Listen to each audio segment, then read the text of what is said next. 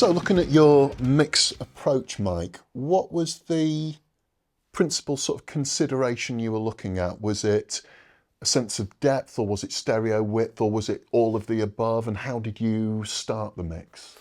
Well, I just wanted to initially get a feel for what the track was doing. So the reason I use control surfaces is I can very quickly jump around the session. So I put everything into my own template, which gives me macro level control over everything. So with this, I've got groups of tracks all on VCAs. So this gives me the ability to just throw sections up. So I've got like, I tend to work across two levels. I work with kicks, snares, toms, and the rest of the kit. Then bass, and then I have like guitar A, B, and C, a lead guitar. I'm having to reference over there, lead vocal, so lead guitar, lead vocal, backing vocals, keyboards A, B, percussion, and then I've got to get out of jail free, all fader. So when I'm in this mode, I can just throw stuff up and get a feel for what the track's doing. And then I go into another level where I can actually access, say, all the guitars. That's actually the basses, because I sit on my parallax. So these are all the bass tracks available to me. And then if I want to go to guitars, it's first green one, I guess, which is that one. So that's given me my track choice in guitar. So as you can see, I've got the two center guitars of each pair muted and out the way. So I just want to look at the session and get a feel for what each part's doing, and learn the song, really, find out what I'm about to have to deal with. And after you'd done that, did you then move to the drums? Yeah, so I work very much in trying to make my kick and snare sound powerful. And obviously with this track, it's got 3 or 4 different sections. There's a blast beat kind of section, there's a fast section, there's a very slow section. So I just want to get what's the most powerful thing that works across all of them, and what are my options. So if I go into my, say my kick drums, I've got the ability there to have kicks as supplied to me. Then I've gone with some superior drummer and some slate triggers. And then I've got a summing kick thing and a reverb on the kick. And this sort of happens with quite a few of these things. So I've actually got all my kicks and snares available to me. It may seem like overkill, but I can move these around. Depending on where I am in the song, you'll see that I've already made some decisions about what each section requires. So as I get to, say, the bit in the middle, which we're actually at the moment, I've made decisions about featuring a certain type of kick. So I've given myself the palette of tools to work with, and then I work through the song and try and figure out whether I need to do anything more to them. With this kind of stuff, ultimately, as good a drummer as he is and as good a recording as it is, there are sections where things don't feature, they don't speak quite well enough in the mix. I probably spent about half a day trying to make the toms work, and in the end I just went, I'm going to use the triggers. And I went into Superior Drummer, designed a drum kit that worked, went through all the toms, tweaked the MIDI, because there were certain times where it just felt like it wasn't natural. It was a little bit stiff on it, so I started putting in a little bit of groove in the dynamics, really. And then actually when we came down to the actual mix, there's quite a lot of automation on the toms. And if I go into the, right, so my laptop's not set up to do that. So if I do it the old-fashioned way, which is to drag, and make these bigger. If I pop up the pans as well, you'll see that there's quite a lot of pan automation going on. Okay. My intention is to make every single aspect of the drum kit speak as well as it can. So there are times where you've got the drums going across the spectrum and you need them to be separated. There are times when you just got the 2 low toms, and I kind of spread them a bit more balanced. because I don't want to get in the way of the guitars. So every single tom fill has a different panning position and a different level. And that's just by going through in a preview function and finding the balance that works. So if we go into the toms, which are in the drum section, that's these 4 here, you'll kind of get a feel for just little micro moves that are going on, and you'll see probably the panning is changing there as well. It's all small stuff, but it all makes the difference as you get a 3 tom fill, it's there. If you've got 2 tom fill, it's there. If it's 4 tom fill, it's there. I don't want it to suddenly feel like you've gone all the way across. So, and it's all just done by sitting with the eyes closed in a preview mode, just rehearsing it and then going, I like what that's doing on that fill, right, I'll just punch it across that section. So I do a lot of things where it's a rehearsal and then you go in and you say, all right, I want to commit that. A real attention to it, like Andy Wallace with that real automation, just small moves that are almost imperceptible. Yeah, totally. So the toms were replaced, were they? You actually replaced? Yeah, I just found a kit that I liked. I tweaked it to fit in with what was there. I found that as he was doing the fast fills, that there was just no speaking at all going on with them. It didn't matter what I did. I tried triggering gates, I tried expanders, I tried automating stuff, I tried automating EQ, but nothing felt like it was really working from what the toms needed to do in each section. It was like, you know, you could get a really nice sound for the heavy part, but you couldn't for the... There's some very quick drags, fills, so you don't get the power in there. Exactly. And with this idea of what we're considering here, which is sample replacement or reinforcement, did you use the samples created from the kit used for tracking? Or No, I thought, well, because again, there's a bit of a disparity on those recordings. I always record top and bottom mics on everything, but I combine them at source and I make that decision based on what I want to hear. So any EQing I'm doing while I'm recording is based on the combined signals. There's always a potential, and I use the same microphones, top and bottom. Toms are a huge part of this for me. And what happens is I find that if people separate the top and the bottom mics, they'll do a little bit of EQing on the top and the bottom, and that changes the phase relationship between the 2 mics. I'd rather go, this is the sound of the 2 mics combined. Now what do I need to do to make it sound how I want it? And so I had this thing where there were 3 rack toms or 3 toms that were top and bottom, and then there was one which was a single mic. And it actually feels more natural creating a tom kit that works within what I felt the mix should sound like. Because I'm from that, you know, the proggy stuff, so I wanted this to sound huge, and I don't seem to have a problem, I don't think I do, have a problem with still getting bass in mixes when they're going fast. So I want full range, and then I'll decide when I want to take it out. I haven't had to EQ any of the tom moves or anything, but if there was a problem on a particular fill, I'd just engage an EQ for that. Sure. You know, we just automate until it sounds right.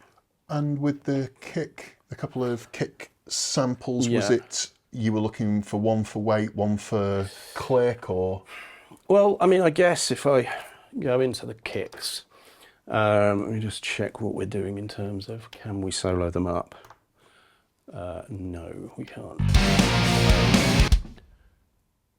Where's my kick? There.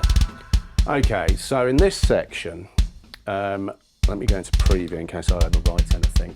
So these are my available choices. So that's one of the recorded ones. That's a click one. And that's a lower kind of thing. And combined at those levels, they do that. Whereas in the faster section, it's more clicky. And it's just done by balance. There's no kicks there, that's why. Try that. Now you feel there's a bit more bottom end because in this section we've got the ability we've got room for that to happen, whereas over here,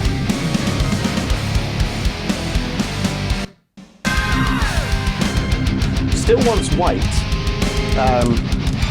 but it doesn't want as much weight as the slow section, whereas in the I guess it's the pre-chorus, which I'm still learning the song. Just missed it. So that one's the heavy kicks. Now you can see there, that completely changed. Because we're going for a quicker section. Right? So it's about what suits that section. And they may not necessarily be the same for each one, because there's a build of parts that goes on through. And what he sings changes. So I'll just do micro tweaks on it. And that's as easy as if I'm in preview mode, I can try it with a bit less of that. So if I take that one out completely, I can compare them. So that's what's recorded. Take that out and it changes it. So I can constantly go between the two and go, actually, what would it be like if I did this? Which is a bit extreme. I'll go out of that. So I'm just making decisions, not looking at anything going on there. I'm listening to see what feels like it's adding to the track. And with the snare, you've got 4 snare drums there. There's hundreds, aren't there? Yeah, so the snares are on that one, which is, so you've got 3 mains. I think I should be able to go into solo AFL, see if that works. Yeah, so that's the recorded one, which I've put a little bit of, what have I put on that? So there's a drum gate on there. There's lots of drum gate trying to get rid of all the crap. And then I've got a massive amount of top end boost. I mean, if I take all those off, it's enhancing it rather than it being like a huge difference. The compressor's doing quite a lot to just grab those peak transients. And then on another track, I've got that's the condenser. Now I don't write down what these things are. In fact, what I'm going to do is I'm just going to get rid of all these, otherwise we won't be able to see anything. Let's try and get a view on it. So, yeah, so that is, that definitely sounds like the condenser mic, which I like because of the tone of it. So added together, they work quite well. The combination just seems to add. Now, let's just undo that because we were in latch there. So if I then go to the snare 3, I'm not using much of that. That's probably the under snare. I don't need that because I've got that as a sample. That's one of my samples. The other sample's doing that. They're also hitting a snare ambience, which is that. So what's the snare ambience like? it's a Lexicon 480 with Buckram on it. Very weird. Buckram. So it's that one actually. It's the other one. It's that one. It's coming up. It's that one, which is it's almost like a gate, but it isn't. It's done with shape. So if you listen to just the sample with that, it's almost like non-lin, but it isn't. So when you hear the whole lot, it's quite a punchy snare. Now again, within the context of different sections,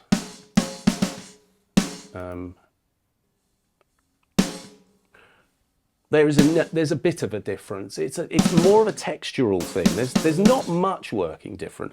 But if I go into solo in place, you now listen to what the reverbs are doing there compared to wherever it is. So I'm bringing in a second reverb there to create a different depth on the piece. So for the most part, you've just got that shorter, almost like... I've got 3 reverbs going because I'm just that sort of person. So I've got, and they're all Lex 480s. So I've got... Yeah, chatting with you previously, you've been a big fan of the large wood room, if I remember right. Yeah, it may be on this. I can't remember. That's a large chamber. It probably just felt more like it was right for this. That's probably large wood room. Yeah, so that's largely the room. Yeah. And then, But what happens is my snares combine into a single bus here. So everything to the left of that bus in that folder group is my snare.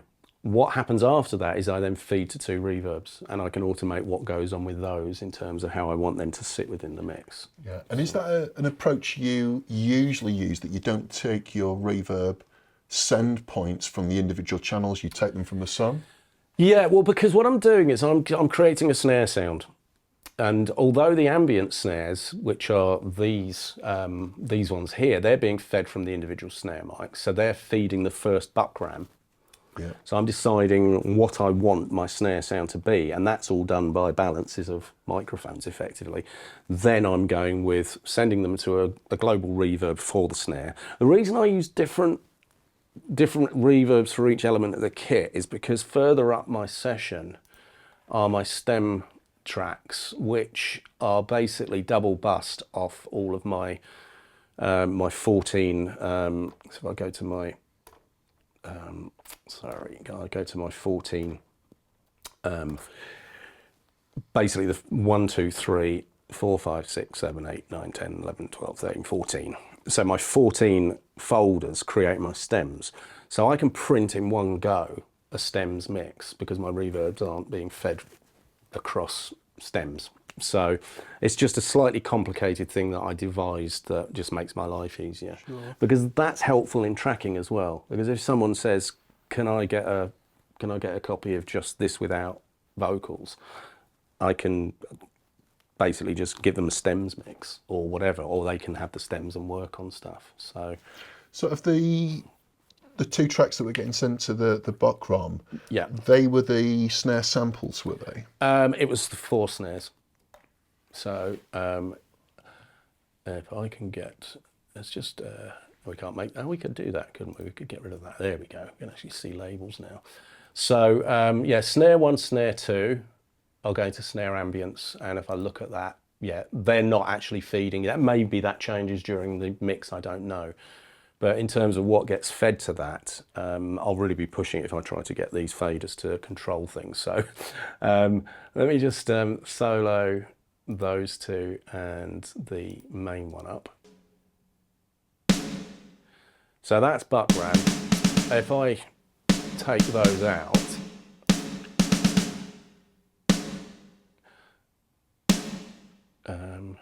yeah, we should actually be hearing that. I think that's what we're hearing. Oh, it's hearing the combination of everything. Sorry, I do apologise. There we go. Let's knock that off. Right. So buck ram gets just a little bit longer. Yeah.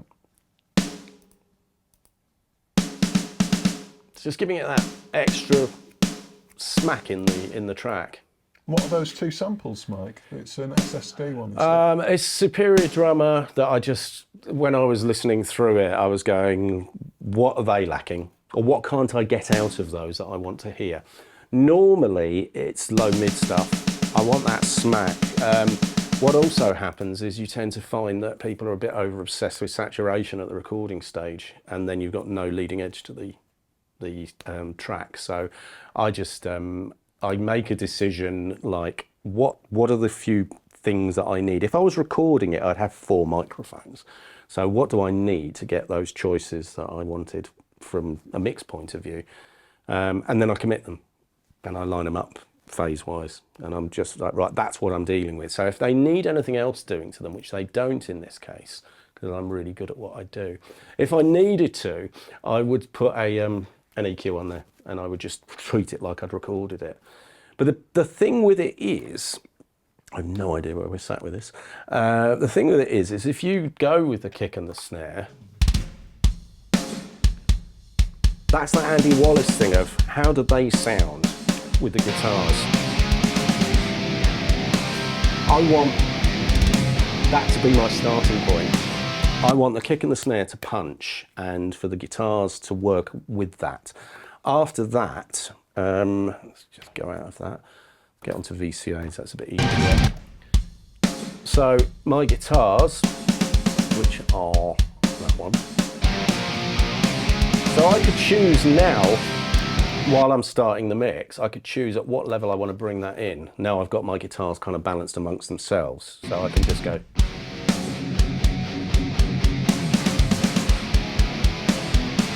And if I like that as a starting point, that will be where I initially committed to. So I've changed that by 3 dB. I could now punch that, coalesce it, and say, right, that's my starting balance. And then for another section, I might go, I'll just raise that up a little bit. And that's how I'll start to globally shape the mix. Beauty of the VCA side of doing things is I can, I mean, it's obviously, oh, these are all set to trim at the moment. So let's just get rid of that. So all, don't trim off. So with this, I can maintain the relative balance of them. But if I want to, I can pull them back a little bit for a section and commit that on the VCA track automation-wise, and only when I'm really happy. So if I show you what that's like, we're looking at this guitar track here. If I decided to write that, I'm presuming we need to be in. I have to do it off the screen because it's not set. Where's that? So if I go into my guitar track and change that to touch mode, say, or latch even, I can choose to record that as a part, which you're obviously seeing now on screen as being that. I can capture that and I can go back, and on the beginning of that section I can say, right, so when that comes in, I want to commit that, so I'll punch in and I'll listen to it. So I've now made a decision based on faders. It comes in at the new level. And once I'm happy with that, maybe the drums are going to come in, I don't know.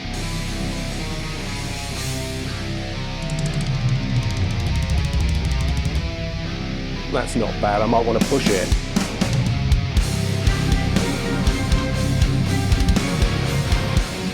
And I could write that all the way through to the end of the song if I wanted to. I'm not messing around with drawing lines on screens and things like that. I just want to go, what does it feel like that needs to be? And obviously that's really messed up my Genius mix. I'm going to delete that. And just a quick look at your EQ on the Snare microphones, Mike. Yeah. So microphone 1 is that. So that's Snare 1. Mark's trying to get in shot. I am. Let me just get my solo back to after fadeless. Okay. So that's what it sounds like without. There's a transient designer on there, which I'm not. I think the problem with transient designers for me is that they bring in the really nasty, knocky sound of the snare. So immediately you bring in a transient designer, you need to then find those sections where you can pull that out.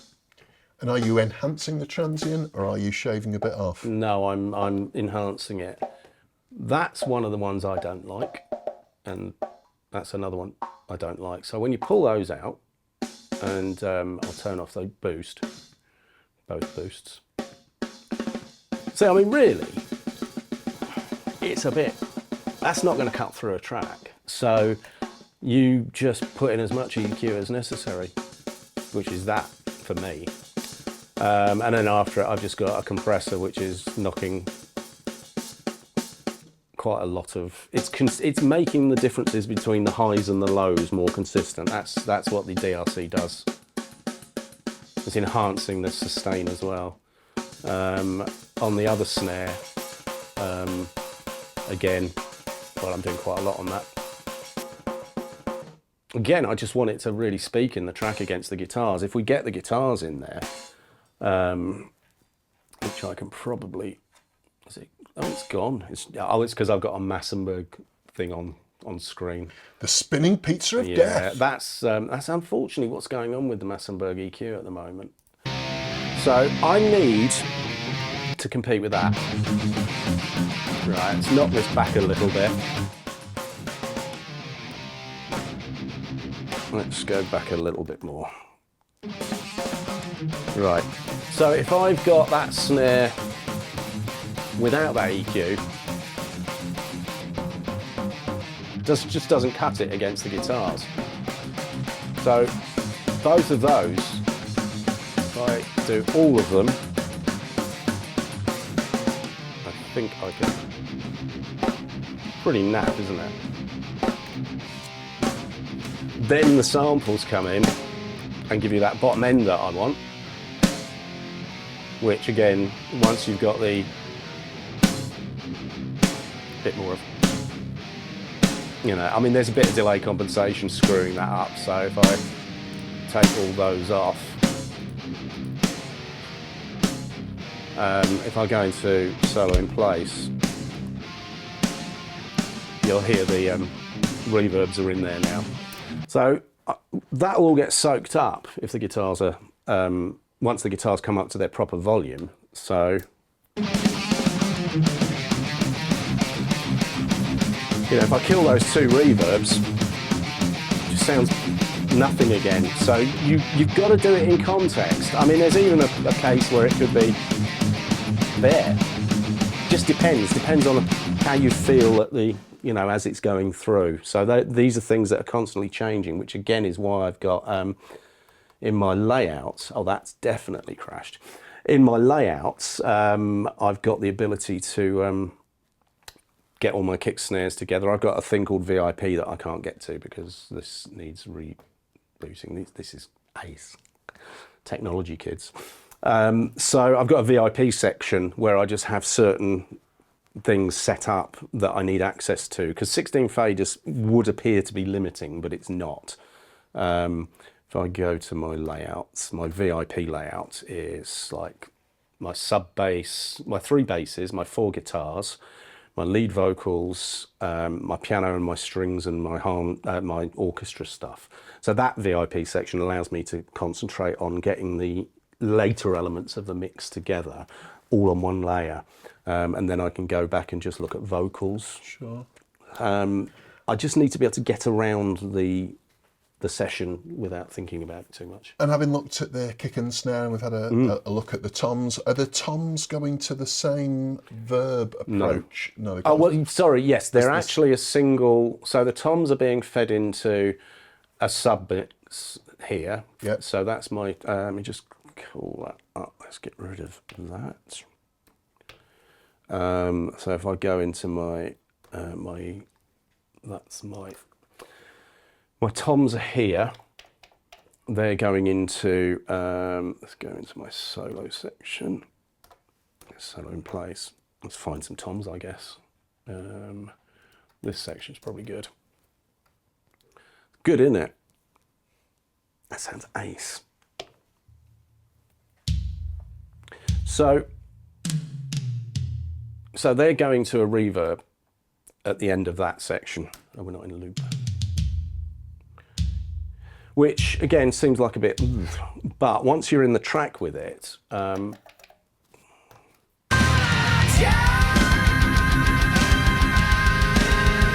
we get rid of the toms,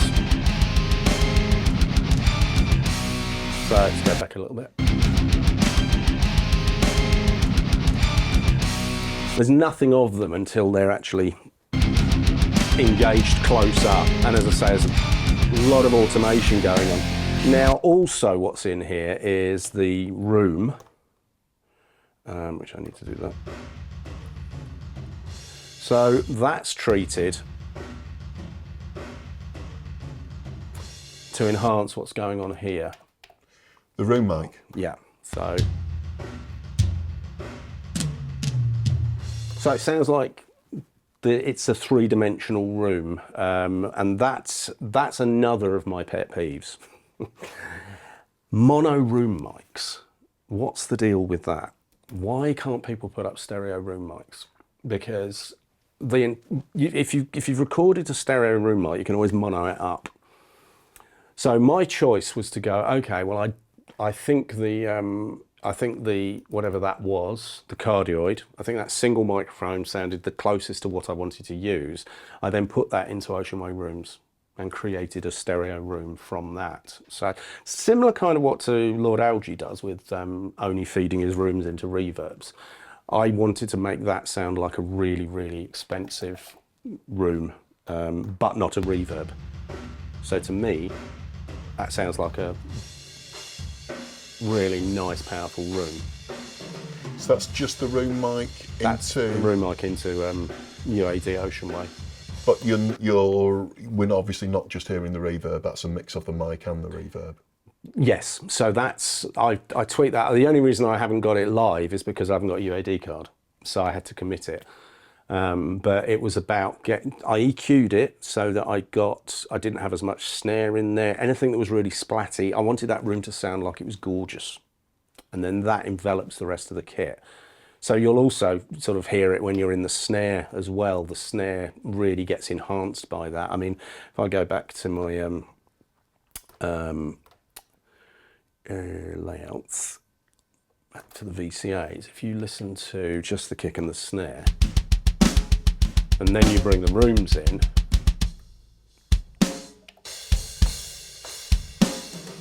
Do you roll off a lot of the metal work in the room?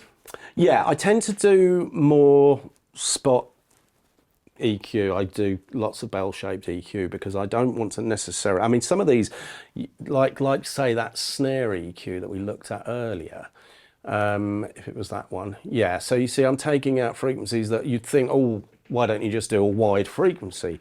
But I'm actually targeting specifics. So I want to make sure that when I'm taking out a particular frequency, I'm taking out the right amount. Specific resonance, yeah.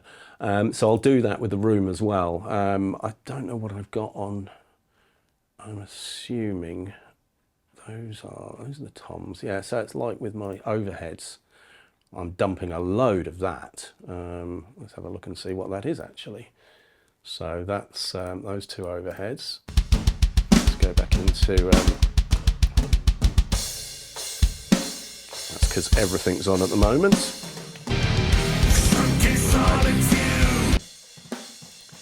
So if I bypass those two, it starts to get a bit more cardboard sounding. I'm using the overheads to bring out the top end in the snare again. I'm getting rid of this horrible frequency here. Nobody wants that in their life. I'm also taking a lot of that, everything below there as a shelf. You'll notice I never use filters either. I don't like them. I think they're indiscriminate in what they do. So I tend to use shelves, and I turn down bottom end. It's probably why there's so much bottom end in my mixes, because I don't want to just indiscriminately go everything below this frequency is useless, because it's not. That's really interesting. Yeah. That's because we didn't used to have filters on desks, or they were fixed at 120 hertz, so you turn down the bottom end.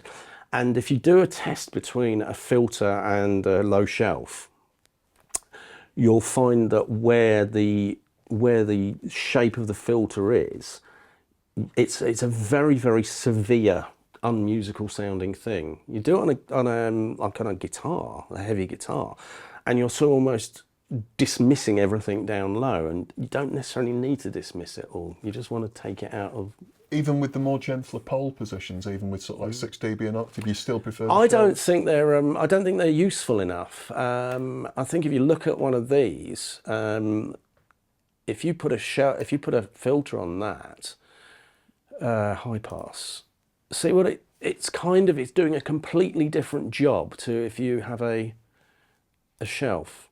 Yeah. You're able to just choose how much you want to dump, and it makes a huge difference. Interesting. Yeah, especially in rooms and overheads as well, because you'll find this section. If you try to use a gentle filter, and you take it up too high, you're just as likely to be getting rid of stuff you want. Right. So. Interesting. And with back to the metalwork and the rooms, are you taking the metalwork to reverb? No, that's literally just making the use of the rooms. So the metalwork's pretty clean, just a little bit of EQ, just to... Yeah, the metalwork is this. Okay, we've got the toms. No, we haven't. Yeah, we do. So that's the rooms and cymbals. And just knocking the rooms out for 1 second. Yeah. And it was just the one microphone that you chose there Yeah. of the rooms. I just thought that felt good. Let's just have a little look at this. Let's try this one and see what that's. Oh, that's the snare overhead. Yeah. It's hash to me. It's getting in everything I've created to get that kick and snare sounding great. That gets in the way. That's like, to me, that's like parallel compression. Yeah, I had a pair of Coles 4038s up, but one of them went down. Oh, it's typical, isn't it? I mean, they sound good, the Coles, but let's have a look. That compared maybe to, let's see if I can find that so I can actually go between them. It's that one. So if I'm like, I mean, that's been treated, but that feels almost like it's compressing and it's not. Really? Yeah. See, I've got to work that one to make that do stuff, which I could. You watch this crash now. Let's just get that up.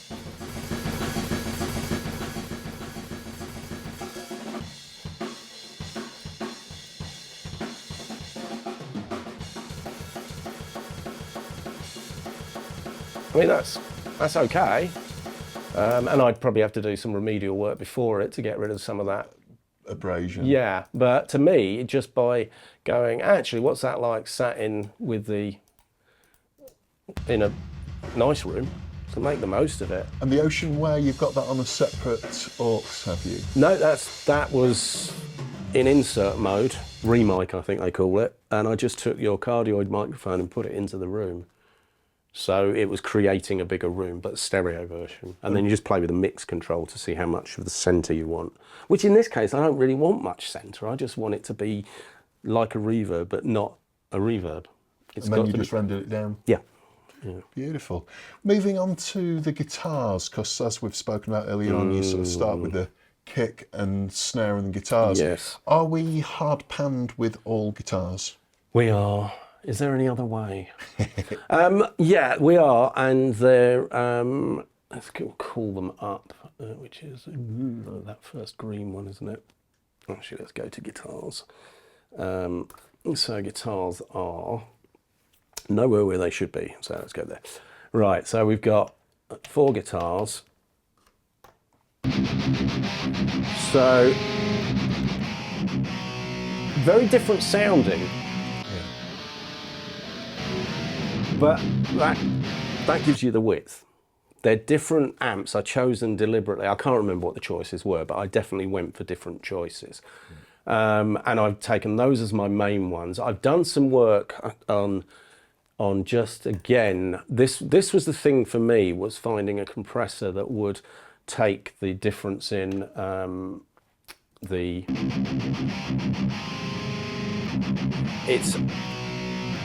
there was a particular section where this was really obvious. It was between, I think it was here. So you'll see it. Now it's attacking it.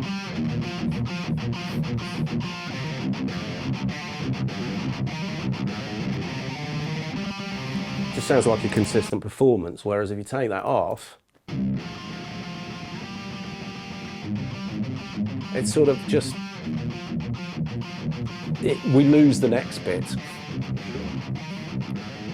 And then EQ-wise, you've gone for EQ on the individual tracks. Yeah. Is that generally, do you try to keep it on the individual tracks rather than the sum? Yeah, because they all need to do something different. Again, I've looked for resonances. It's the typical, what's that, 3K? Yeah. We hate that. And a little bit of that can sometimes be useful in the sound, but in this case, with the number of guitars I'm using, which is 4 at times, and I just felt they needed brightening up a little bit, so we've gone with some top end. just again to get it out of the doldrums a bit. Mainly because I've got rid of this frequency. So I wanted to just compensate. There's there's a great plugin called AIP, Amplified Instrument Processor by Dan Corneff, and it's got this 3-band filter thing. It's called the insufferable mid-range filter. It basically takes care of that, but it does it across 3 harmonic frequencies. I'm just in love with the Massenburg stuff. In fact, apart from probably 1 or 2 EQs, the entire thing is being done off Massenburg EQs and compressors, because I just haven't got the time to start going through which channel strips right, they just work. I've got them mapped on here as well, although my mapping's probably not working. But like my EQ mapping, it's easy for me to grab hold of stuff and just tweak knobs. I mean, it's like I can go into my mid frequencies and just screw with them and listen at the same time. I don't want to be doing it on screen. I hate it. And I've got it set up with custom plugin maps now. I'm sort of sat further over than I normally am, but when I'm sat mixing, I can just reach over and grab my EQs, and it doesn't matter what EQ I put on, they're all mapped to have the same function. So if I go for something like a fab filter or an SSL channel strip, I still know that the second screen on here that knob is the high mid gain. So it's like a console for me. And the last plugin that you've got on the tracks? That's Phoenix, and that's just doing, again, probably more than I thought it was. So it's taming a bit of that top end, but making it a bit more under control. You'll notice, well, you probably won't, it's like we don't need to look at meters, but it just tones down the peaks. Hear how that's really sort of like, it's thickening it up, but adding high harmonics. And I spend a lot of time with Phoenix choosing which brightness level and what type of emulation it is. It's meant to be like tape, but it's a saturation thing that doesn't sound like Devil Lock, or what's the other one that I won't use? Decapitator.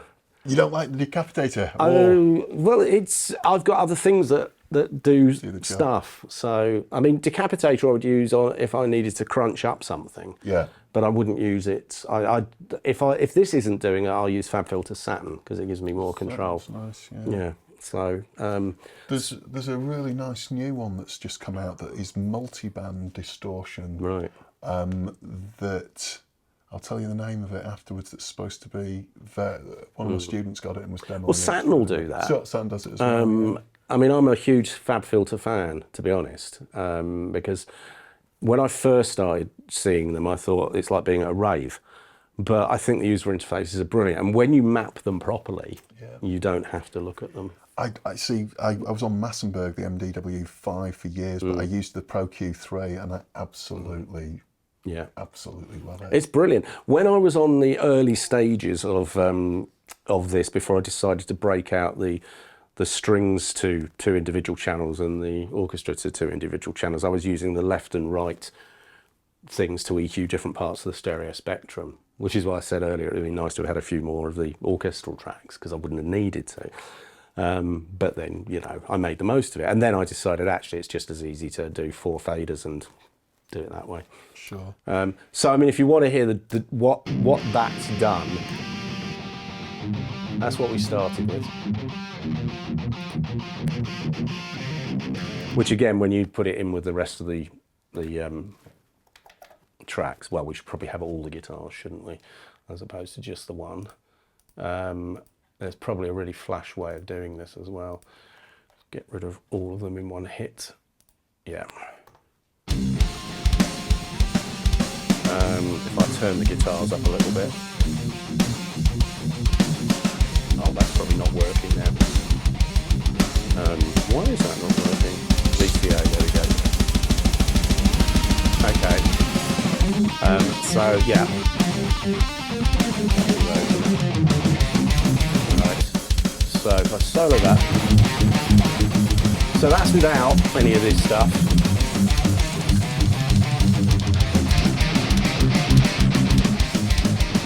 Now they can speak better now.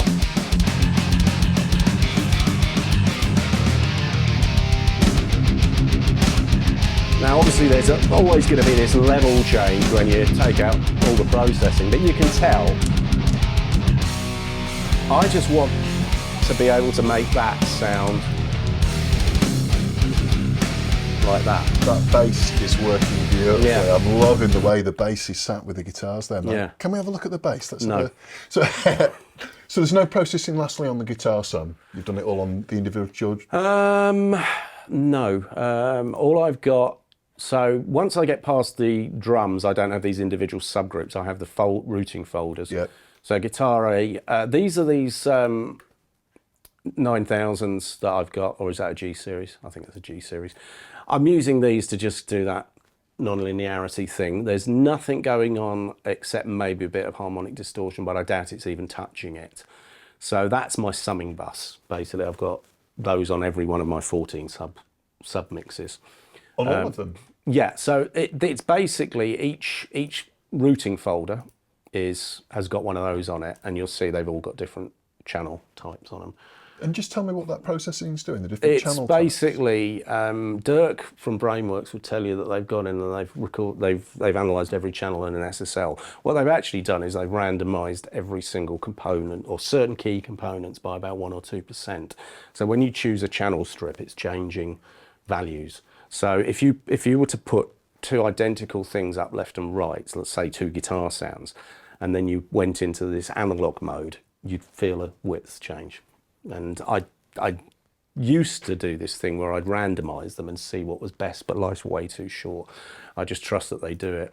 I've also got Phoenix ready to go if that's not working. Sure. But I don't tend to use it. And onto the bass, if that's all right, Mike. Yeah. So I'm actually only using two. So that's the standard. I'm not actually EQing anything, it's just that's how they were recorded. So is that the Scar bass?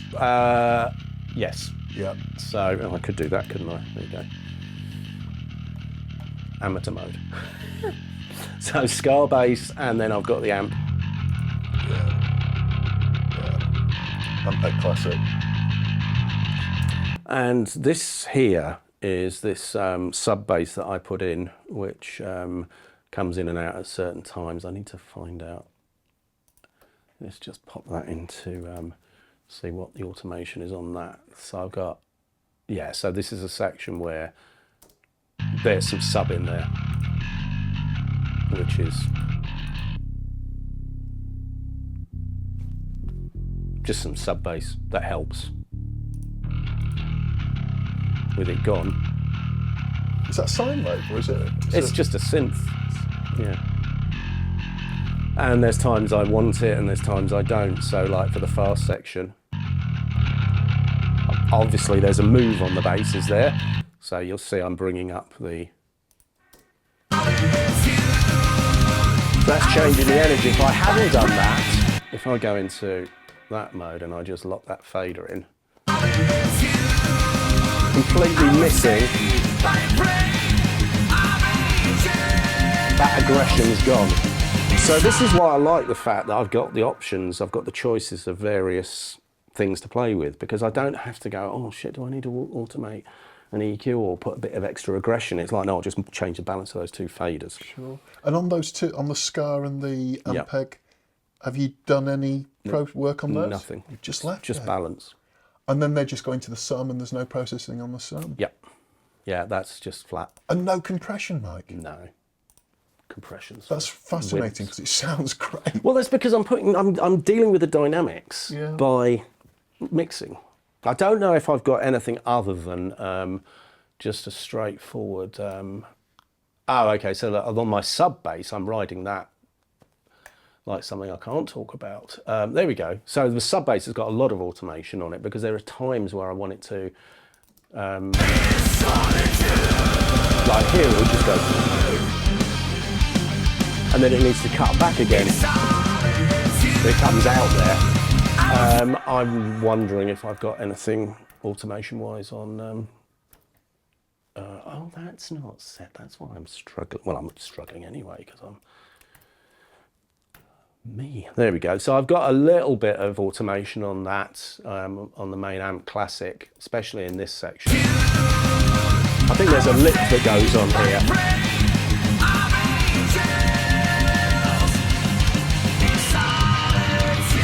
Just, you know, oh, something's happening, I can't hear it, turn it up. Give him some Steve Harris. Exactly. Yeah. Fantastic. That's fascinating. On to the vocals. Oh, yeah. And then we'll have a quick look at your orchestration, if that's okay. Yeah. So vocals are... Yeah, there's quite a lot going on with that, mainly because, again, I'm at this stage where I want to pre-treat. There isn't a side chain. Well, there is a side chain on the compressor, but I'd like to pre-treat my vocal. So if I find a section, let's have a little look. Let's do that. This will get really boring for a minute.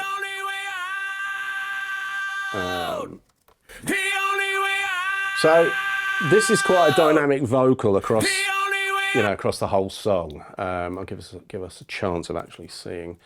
You can tell. I think I'm in RMS mode, so that's like really quite. If I could remember where. Okay, no, I'm not. I'm in power. I am not. No, that's peak mode. Right. So still quite a lot of power difference in the delivery of that vocal. You listen across here.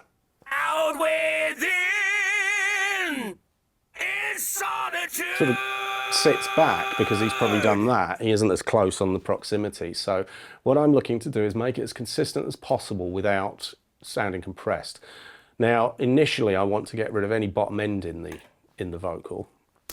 Out within, any subby stuff. There is some, but again, I've just turned it down. I've also got rid of that.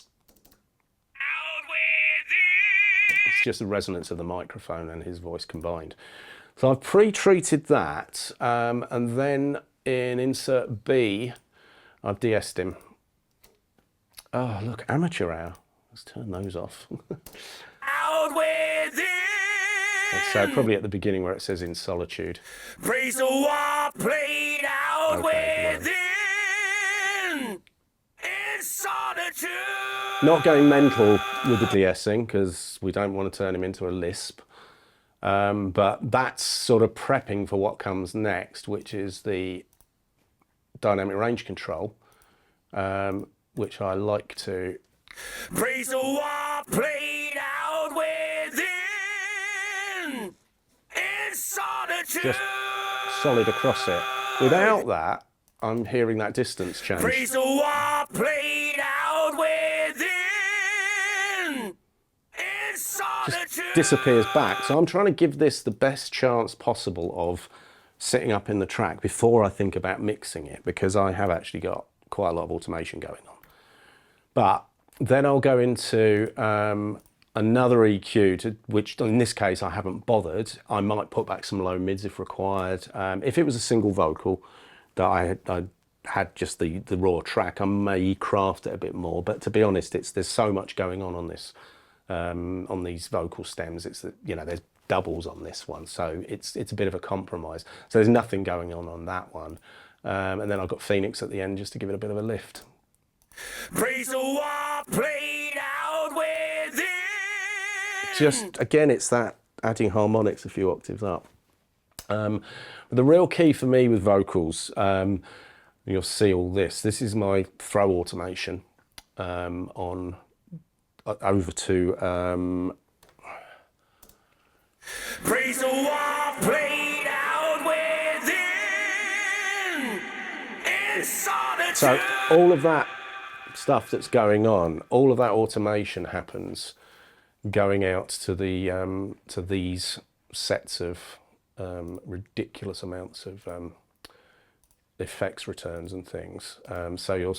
Praise the war played. I'm not even showing send 6 actually. Let's just pop that in. If I knew what I was doing, I'd bring them up on here, but there's no point. So if I get long delay up. If it's going to play ball. So you'll see there's all this. I'm just riding this stuff in the track. So.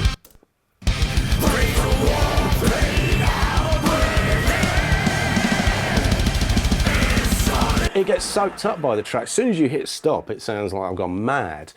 But what I do with the vocals is I try to set scenes. So it's like at a certain point in the song, I want it to sound like this. I need if it was a section where I needed it to be drier, I would set up a scene of that, and I would commit that. I'd rehearse all of the returns feed back into the other devices without feeding into themselves. So I've got, again, if I'm on my own system at home, I've got, I know where the things come up, but I've got 5 sends plus a throw, plus this long delay throw. So I've always got a reverb, I've always got a ducking delay, a mono one. I've got a widener, a stereo delay, a throw, and then a long delay. And there's even sometimes I've put a growl harmonizer on this one as well, just so that it goes to an even tide. So at any point I can sit and I can go, I'm going to send this lead vocal across to the widener. From the widener, which these are all in the same order as the sends, I've got verb delay, widener. In this instance, I've gone for 2 mono delays as opposed to stereo, but it's still in there, so that I can do feedback between left and right easily. Then I've got the throw. So at any point I can say, right, in this case, my widener, I'm sending to it, and my widener is sending to the ducking delay, and it's also sending to the reverb. The reverb is sending back to the stereo delay. So I'm actually delaying the return of the reverb. So instead of getting delays into a reverb, you're getting the reverb washing, and then this sort of pulse of the end of the reverb tail, sort of like waves. And it's just a feel thing. I'll go mental on it, and I'll be like, does that feel like that's setting the depth right? Do I want the effects to be connected to the vocal, or do I want them slightly behind? If I want them connected, I'll do the sends off the actual main tracks. If I want them to be slightly behind, I still want the presence of the vocal, I'll send them off the widener, because then the widener's left and right, and that then sends to the other thing. So you're sort of disconnecting them slightly, and you're able to totally play with the depth of what that thing needs to do. Fascinating. What do you use for the widener, Mike?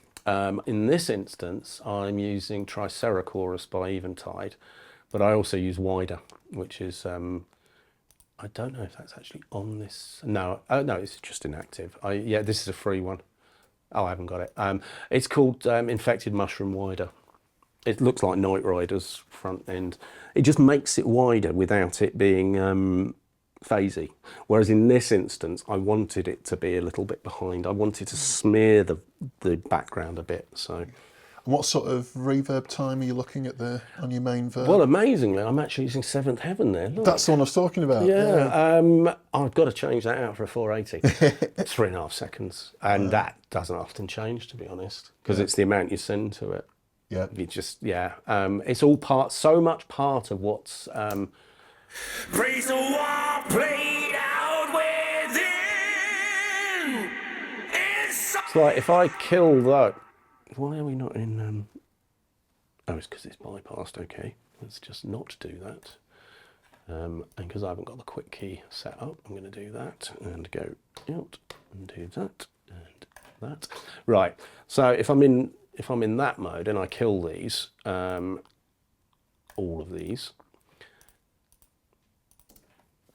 Praise the war played So that's without the widener.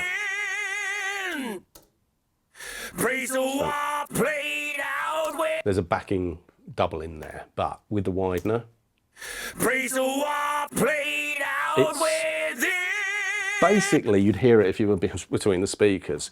You'd get it's giving it a bit more width and confidence, and so you then have to balance the amount you're sending to it. Because that's now becoming part of your vocal sound. Because if I mute it, it's quieter. Praise the war played out.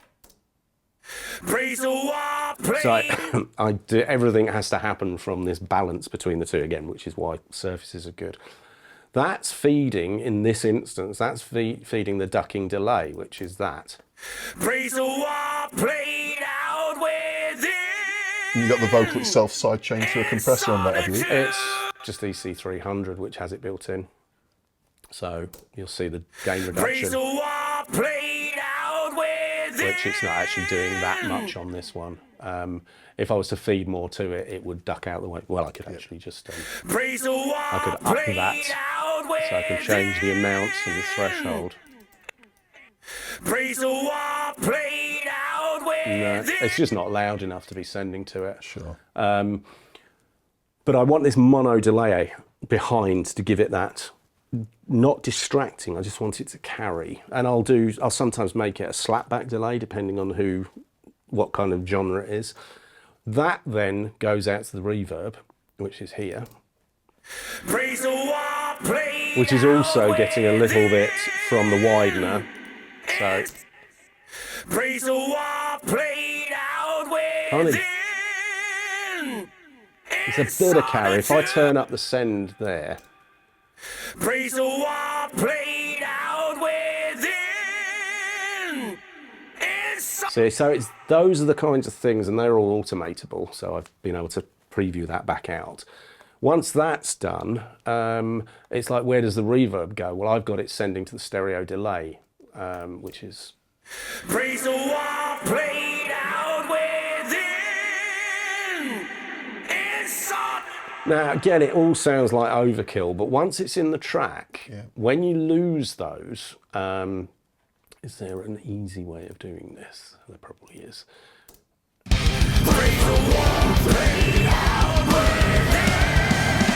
Get rid of those as well. Oh, and I've done it again.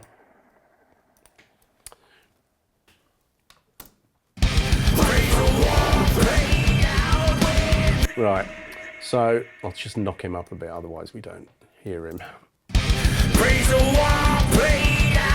Right, if we kill those, there's just there's no drama, you can't make him sit in the track. Put those in.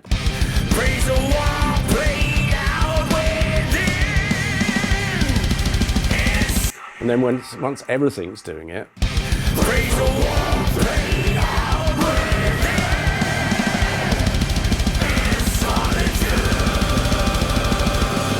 and you'll see the movement starts to happen on the vocal track. So my actual automation for the lead vocal, they look square. I'm not doing rides with a mouse. What I'm doing is I'm finding out what level I want this to be at in preview, and then I'm committing that for that section. So my thing is to make sure that now,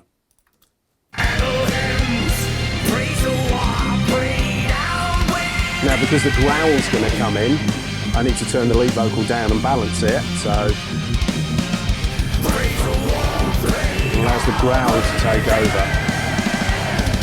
So it's all about the automation. Fascinating. Absolutely fascinating. And that's compressed, or dynamically controlled. It still needs automating. Sure. And then with the BVs and the harmonies, you've possibly gone for more spread and ambience on those. Yeah, I mean, that was a single stereo track, so I don't even know what I did with that. I've gone through a similar process of the. In solitude. I've used an H949 harmonizer to spread it out even more. I tend to do that with the lead vocal or anything like that is center vocal. I'll use something that's a little less obvious. Backing vocals, I'm always trying to get them out of the way, so I go with these old ones which have a little bit of modulation on them. Yeah. Ralph is all about the stereo wideness. That's what he wants. All the Primal Fear stuff's all like really wide vocals. He was quite particular about how wide he wanted that vocal. And I think the thing that what I've done also is it's a simpler return setup, but it's still basically the same stuff. It's a reverb, a delay, a widener, and stereo delay, and it's how you treat those together and what you feed into them that allows you to make them make a point. I keep saying about speaking in the track, it's like you don't want this wash of stuff going on, but if you can just introduce something that you sort of get that little ear candy that makes it do something a bit more interesting, you need to do that.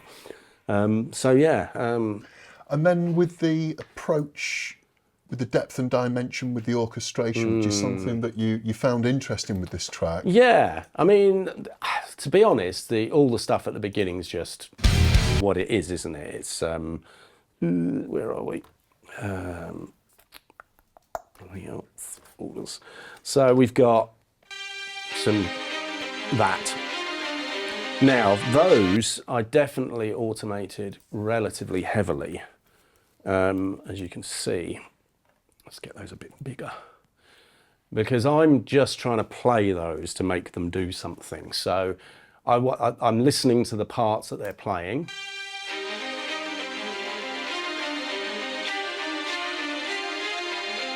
Which in solo is pretty boring.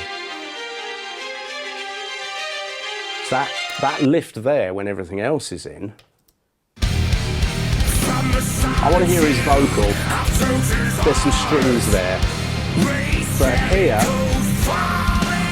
we get, I want to push back a bit. Yeah. And then EQ wise, it's actually fairly straightforward. I'm boosting the snot out of both of them. But on the left side, because that's historically where the strings would be the higher violins and things, I've dumped all that low frequency stuff because I don't need it in there.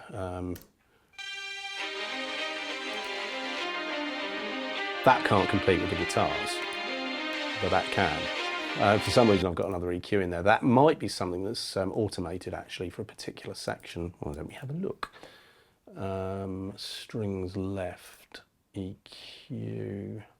Oh God, there's loads going on there. There's a master bypass on it somewhere. I think I've probably just brought it in. Oh, I've brought it in for just one section, sure. Literally, or taken it out for one section.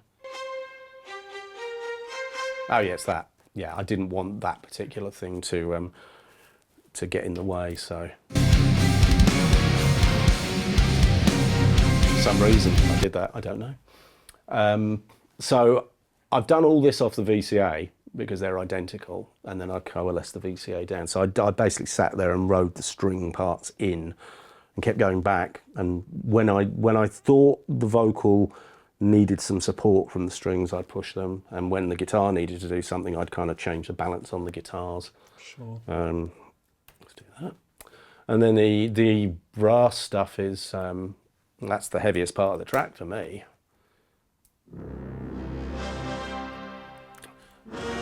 And the same deal really. They're EQ'd differently to do the same thing, to get that width going. So when you've got the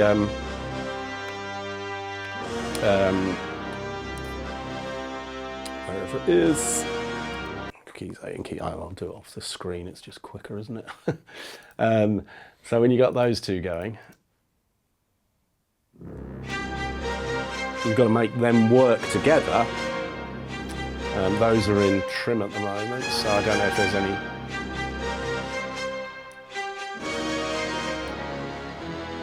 You'll see there's some slight movements going on here. So I'm trying to make those fit in with everything else that's going on.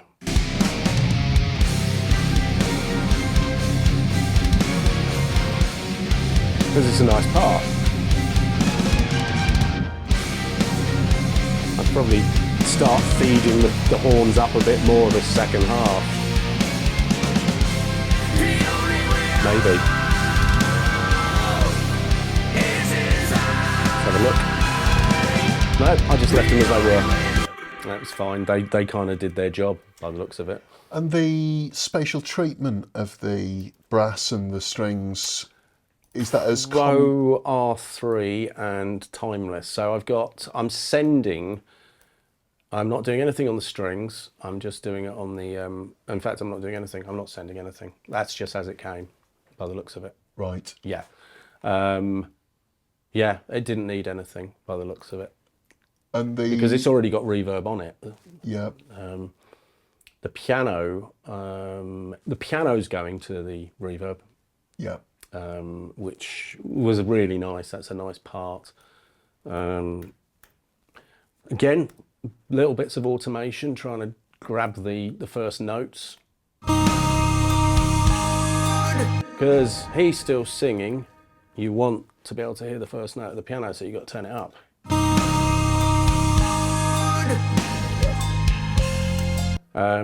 You could go in and clip gain this, but just be professional.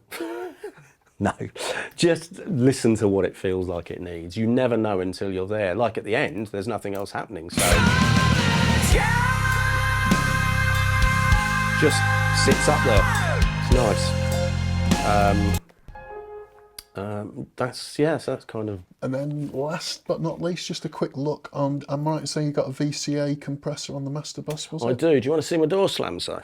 Yes! So my door slams are any time we want to enhance a particular hit. So that's when the first snare comes in. None of this, the snare isn't heavy enough. The door slamming it. And the same with these snares. So you get this.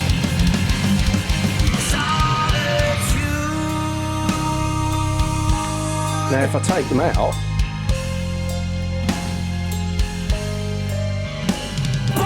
I just do anything to make it sound bigger. Because those are the sections where it's like, oh, we really lose something here, don't we? We lose the guitars. So fill the space. That's the heavy. That's where suddenly you've got all this space and there's room to put stuff in. You've changed the dynamic. The guitars have been really present, but they've gone. We've now gone orchestral, so let's make the most of it. And that sets up the next section beautifully, yes. Which is... And this is one of those fills where we actually hear every hit, I think.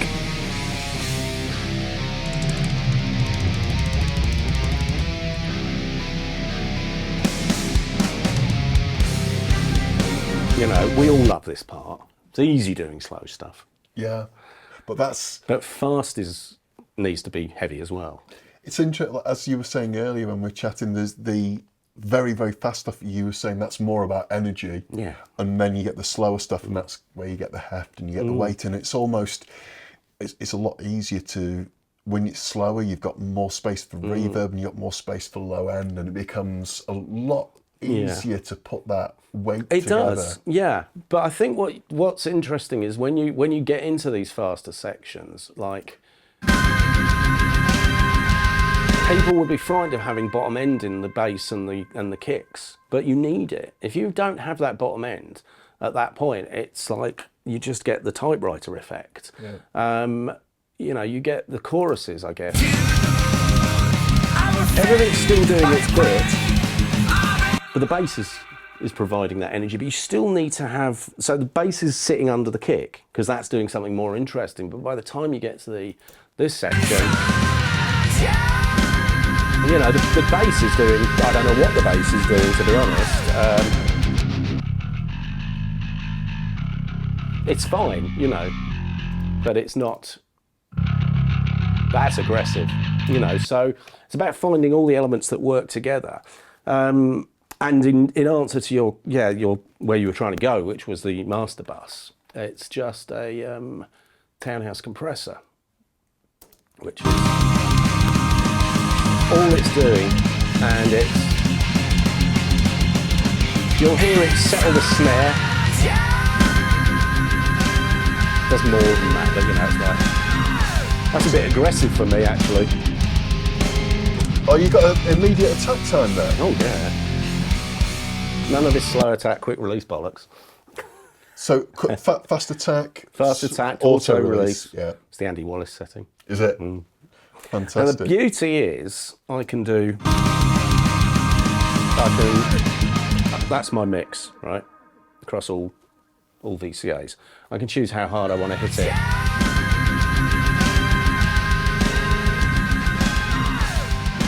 Yeah.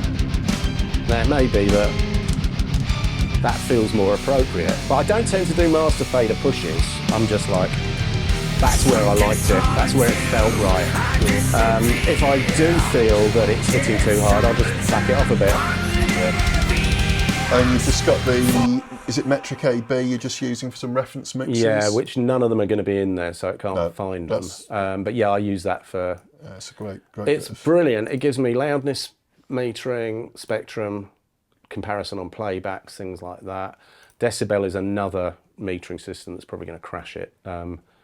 That's just something I have on a second screen at home, which does similar things. It gives me an idea of where I'm at RMS wise and loudness. I tend to mix to, generally I just mix to -14, -11 at the moment. Lofts. Yeah, and then if it needs pushing, it can be pushed. But Sure. And then you reasonable headroom for it to be mastered yeah. from there, yeah. So my main thing is I have an old-fashioned VU meter, which is great because that's what I understand. I've got a compressor. That's my reference thing, and again, it allows me to see dynamics and loudness. Decibel's the other one which I showed you. Dynameter just tells me what's going on, which this is newish laptop, so that tells me what's going on with peak to loudness ratio, and loudness penalty is like the website, and it allows me to see what all of the streaming platforms are going to turn it down by, unless you use SoundCloud, which they don't do anything, and then you get into arguments with bands. Interestingly, in your mix, Mike, you've gone for quite prominence in the lower growl vocals. Was that just the additional impact and the sort of drama? Yeah, I mean, he's done them. I just figure that it was something that people would want to hear, rather than just bury it. It doesn't feature that often. I mean, how many times does it feature in the track? It's actually a separate vocalist, Mike. It's Aaron from My Dying Bride. Okay. Well, he's only got like 4 sections across the entire track, so we might as well feature him. Get him in there. And it's like we've heard the lead vocal, so why not like just balance him in and just get a little bit of something different? I mean, the Cradle of Filth stuff, that was always loud. Well, that's Danny, innit? Louder than everything else. And just looking at your approach with the different kick sources there, Mike. So you've obviously gated the acoustic kick drums. Let's just get rid of these so I can actually see. Yeah. So the main kick's gated, which let's just solo that up. So are we in solo in place? Let's just see. Fill it. Yeah, so again, that's giving me, if I take that off, it's not punching. So all I've done is, this is actually the only SSL style plugin I've got on there. Typical SSL, I've got a bit of expansion and compression on it. So that's my acoustic kick 1. Acoustic kick 2, I don't know what that is, but it's, I've changed the order of them because that's me. As I say, I tend to just call them kick 1, 2, and 3, and snare 1, 2, 3, and 4. I don't care what microphones are used. I want to listen to what they're doing. I didn't use kick 3. That's probably the sub kick. Yeah. I've got an easy drummer, a superior drummer. Right, there we go. So this one's live. Yeah. This will be doing probably most of the major lifting. Surprisingly, not as much bottom end as I thought it would have, but each individual element is that all we're actually hearing? No, it's not, is it? That's interesting, isn't it? There we go. There's obviously something else in there it's the X kick, right? It's an extra kick in there, right? So, yeah, they're doing something, and then there's an extra kick in there to give it a bit more attack. All done whilst I was listening to the guitars against the kicks and snares, because none of this makes any sense in solo. That gives me a bit of low-end punch, so that's a typical trigger kit. And as we looked earlier, we're making those choices based on them all being in there together, and depending on which part of the song we're in, you see that first fader just jump down. Yeah. So it's mainly I want to hear that kick present. And is that the Phoenix? That's raw. That's right. That's a different one. So that tends to work a bit. That's almost like a bit more like a compressor. That does control over. That suppresses peak and hardness, and it will bring up the low levels and things. So it saturates differently to Phoenix. I find that is a bit more useful on kick drums. Again, these are all fairly subtle. Let's just see whether or not we can without. Yeah, you can hear it. I mean, it's, you know, little couple of percents here and there. It all makes it all absolutely, makes a difference. yeah. And again, none of this is decided without it being in context. Sure. And then the EQ approach with your kick drums, is that? There isn't any. No. Same with the snare drums. Yeah, it's I've got an EQ sat there ready to go, and I didn't need to dump the frequency, and I didn't think the compressor helped either, so that came off. There's a RA again on the entire thing. Okay. You'll hear a bit more weight come in. Basically, it's a different setting to the other one. It's bringing up more of the low level, so you can really change it. But again, it felt like too much in the track. The bass is doing a nice job, and then there's a bit of 480 on there. Not a lot. That's very tight reverb time, is it? Yeah, it's just to give it some sustain, really. Is it just a short plate? I don't know. Probably a room of some sort of chamber. But just super short. Large church. A very small, large church. Have a look at the... Oh yeah, 1.3 seconds. It's one of those things when I listened to one of Andy's mixes, Andy Sneap's, it was like, as soon as he hit stop, there was this church going on behind everything, and it's just this thing that cohesive. You know, it's like you don't.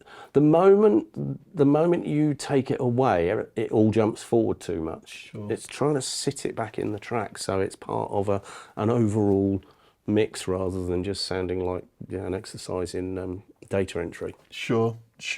Earlier on, we were chatting about various stages of heaviness, and it was really interesting what you're saying about what comes before and afterwards, and this idea about performance elements and compositional elements.